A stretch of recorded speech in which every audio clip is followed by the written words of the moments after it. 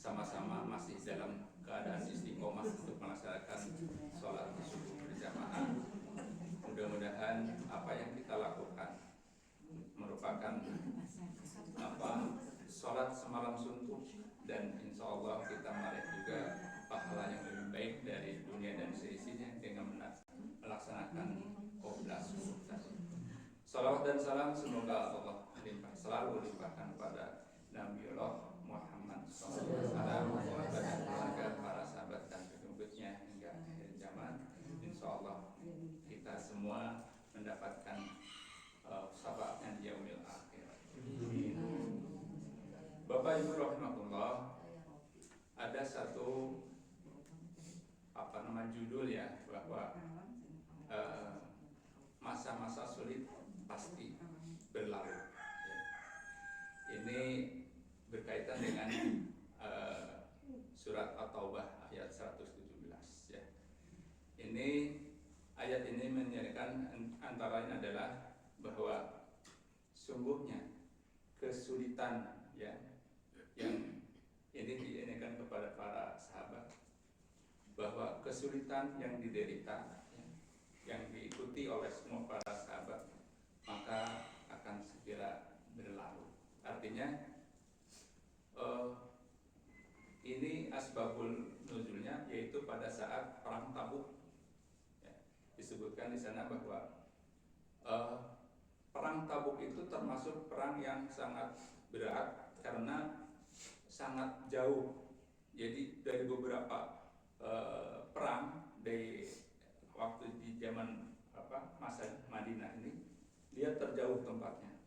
Dan pada saat itu adalah musim panas yang sangat gitu ya. Jadi digambarkan bagikan lautan pasir itu bagikan membara lah gitu ya. Jadi betapa sudah jaraknya jauh, kemudian sangat panas, ditambah lagi perbekalan sangat minim. Itu kita bisa bayangkan ya. Kita beberapa waktu mungkin kita pernah juga melakukan satu perjalanan di mana agak jauh, kemudian panas, kebayang nggak tuh hausnya? Ini di padang yang begitu panas dan kita tidak tahu. Kadang-kadang yaitu tadi ombak-ombak fata morgana itu bagikan air gitu ya, tapi sebenarnya tidak ada. Nah, oleh karena itu ini kesulitan yang sangat berat ya. Ya. Tapi Allah memberikan ampunan atas taubat mereka dengan melakukan mengikuti kesulitan-kesulitan tadi. Jadi bagaimana di dalam kehidupan kita, jangan sampai barangkali setiap orang kan berbeda tuh pengalaman kesulitannya. Jangan sampai menganggap bahwa aduh kayaknya saya paling sengsara, paling sulit di dunia gitu. Seolah-olah paling sengsara banget gitu ya. Tidak ada yang lain.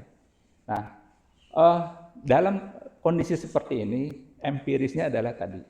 Jadi kehidupan kita yang di dunia ini gitu ya, empirisnya tadi para sahabat dan Rasul itu begitu sulitnya dalam menghadapi kehidupan, perjuangan, ujian gitu ya, maka Allah akan mengampuni segala dosa dan kesalahannya ya, itu balasannya. Artinya balasannya surga. Dengan catatan tadi, kalau bahasa Jermannya tong nganggurutu. Jangan menggerutu. Semua itu adalah sebagaikan perjuangan yang sangat mulia. Kemudian juga kepada kehidupan kita juga begitu. Kesulitan ini tadi segera berlalu. Digambarkan bahwa kesulitan ini bagaikan angin. Jadi angin kan nggak kelihatan ya, cepat berlalu. Nah, oleh karena itu dimanapun kita berada dalam rangka menghadapi kehidupan ini, tetap kita bertawakal kepada Allah. Jadi itulah inti dari ininya, bahwa semua juga punya permasalahan, punya tantangan dalam hidup ini itu semua adalah ujian. Ya, ini sering sekali bahwa kita ingatkan kembali gitu ya, bahwa hanya ada dua kata dalam kehidupan ini yang perlu yaitu apa? Syukur dan sabar. Ya, syukur manakala kita mendapatkan sesuatu yang memang sesuai dengan hati lah gitu ya. Kemudian juga bagaimana memanfaatkan nikmat dari Allah yang berupa kesenangan atau barangkali yang konotasinya di dalam kehidupan ini dibayangkan rezeki. Kemudian juga dibayangkan juga rezeki itu berupa uang gitu ya. Ya enggak? Gitu. Jadi kalau ibu-ibu tidak pegang uang kayaknya aduh rezekinya lagi selot gitu kan. Padahal Allah itu memberikan rezeki itu tidak seperti apa yang kita harapkan, tidak seperti yang kita bayangkan gitu. Rezeki itu dompetnya tebel, isi gambar Soekarno Hatta ya, yang merah itu kan. Nah itu rezeki, itu ya gitu. Jadi seperti itu yang dibayangkan oleh kita. Padahal kalau dilihat bahwa Allah tuh kan maha tahu tuh yang menciptakan kita, kamu tuh rezekinya sehat. Kemudian pagi-pagi ada untuk sarapan, ada nasi, ada sambal, diperulukin sama itu rendang. Ya itu ya, yang kayak gitu kan suatu nikmat gitu ya. Jadi jangan sampai kita merasa paling sulit gitu ya, gitu. Ya makan dengan sambal saja gitu kan. Nah, jadi itulah kenikmatan itu semuanya adalah rezeki Allah. Cuma memang yaitu tadi yang harapan dan keinginan itu lain gitu ya. Kan udah jelas itu dulu pernah disampaikan juga ya bahwa dalam surat Al-Baqarah 116 itu boleh jadi sesuatu yang kamu sukai itu buruk untuk kamu. Tapi boleh jadi yang kamu benci itulah baik untukmu. Kamu tidak tahu, Allah lah yang maha tahu. Ingat itu Bu ya. Jadi jangan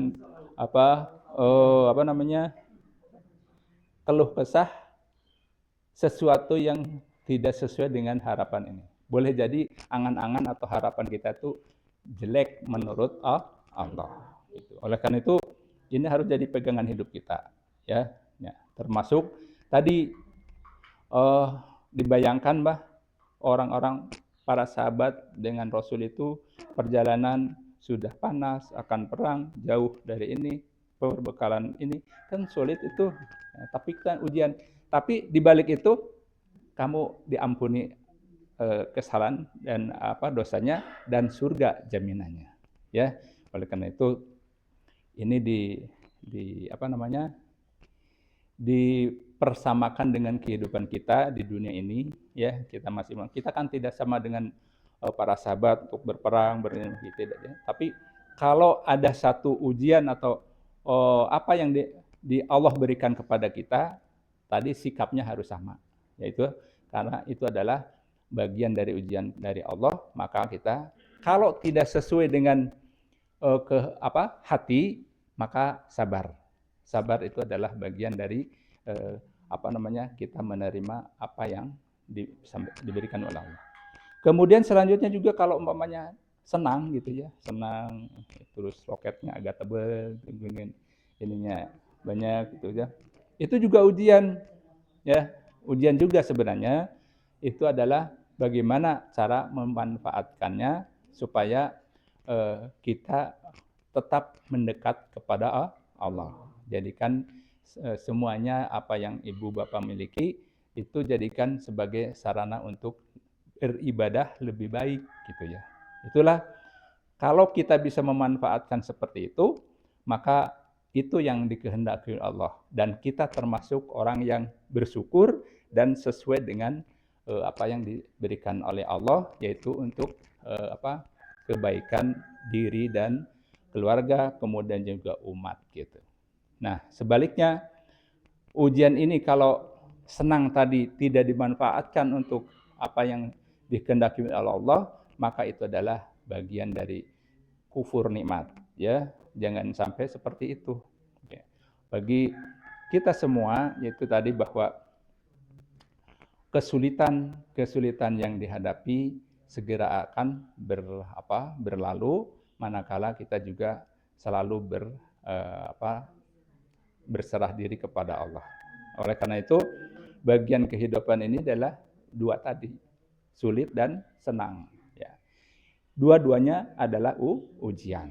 Itu aja inti kehidupan ini. Sehingga kita untuk selalu ada dalam lindungan Allah. Kemudian kita juga suka berdoakan, ya Allah berikan selalu dalam keadaan dibimbing dalam kehidupan yang sesuai dengan kehendak-Mu. Maksudnya tadi, manakala kita senang, kita bersyukur, mana kita dalam menghadapi kesulitan, kita sabar. Nah, hanya dua itu aja. Tidak akan bisa dicari kemana-mana, hanya dua itu dalam kehidupan ini. Oleh karena itu, ini bagian dari satu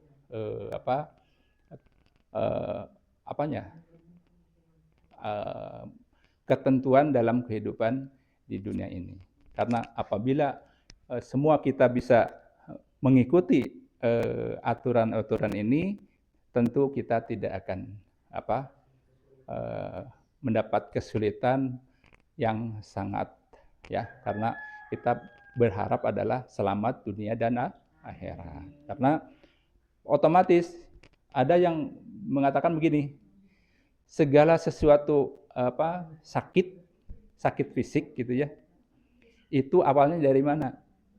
Dari kepala, banyak mikir, banyak pikiran, banyak ini yang tidak kurang ikhlas, kurang menerima apa yang diberikan oleh Allah.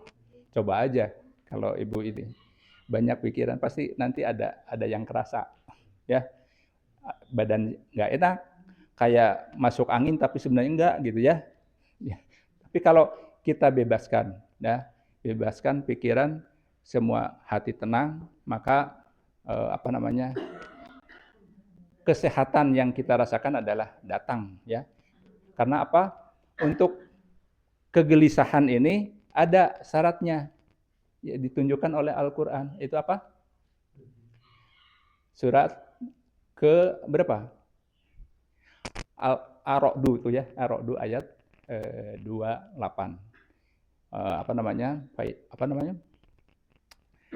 Ala bidzikrillahi tatmainnul qulub.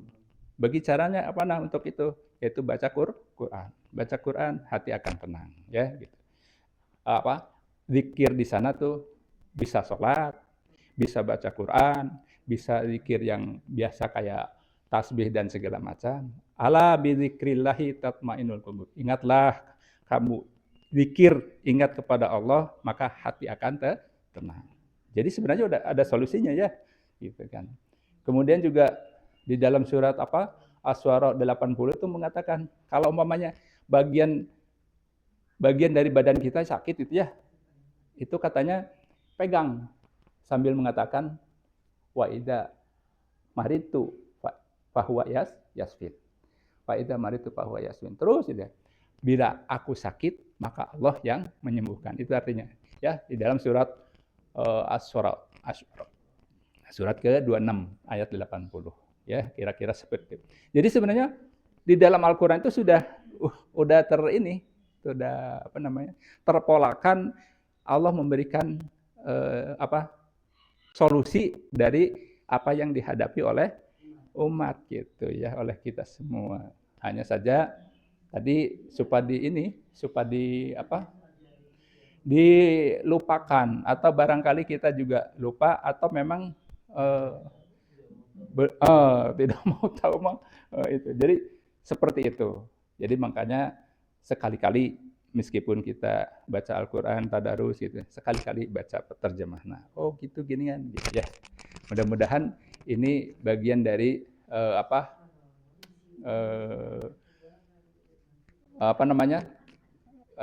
pemahaman dari apa yang kita baca itu, meskipun tidak semuanya hafal gitu ya, tapi beberapa atau bagian-bagian yang kira-kira mudah untuk diamalkan atau diinikan dalam kehidupan kita, kita tahu. Jadi itu barangkali Bapak Ibu, mudah-mudahan sentuhan-sentuhan ini adalah bagian dari watawasau bil haq watawasau bis sabr untuk kita semua, sehingga meskipun sedikit kita bisa ternyata memang umat-umat yang dahulu juga mendapatkan satu kesulitan, tapi Allah memberikan jaminan bahwa ampunan dan surganya. Oleh karena itu kita harus mencontoh dan ini. Saya kira itu saja Bapak Ibu yang kami hormati. Mudah-mudahan ini semua adalah bagian dari saling mengingatkan untuk kita semua. Mudah-mudahan kita semua dalam keadaan lindungan dan barokah Allah Subhanahu wa taala dan diberikan kekuatan lahir batin sehingga kita bisa istiqomah untuk melakukan kebaikan-kebaikan dalam kehidupan agama kita. Saya kira itu, subhanallah wa bihamdihi, subhanallah wa bihamdika, asyhadu an la ilaha illa anta, astaghfiruka wa atubu ilaik. Assalamualaikum warahmatullahi wabarakatuh. Kemudian terakhir tambahan, kami atas nama pengurus menyampaikan jazakumullah khairan katsiran pada Bapak Ibu yang sudah berkontribusi pada hari ini untuk dari sebagian rezekinya. Mudah-mudahan keberkahannya itu untuk Bapak Ibu dan keluarga dan kita semua yang bisa menikmatinya. Terima kasih.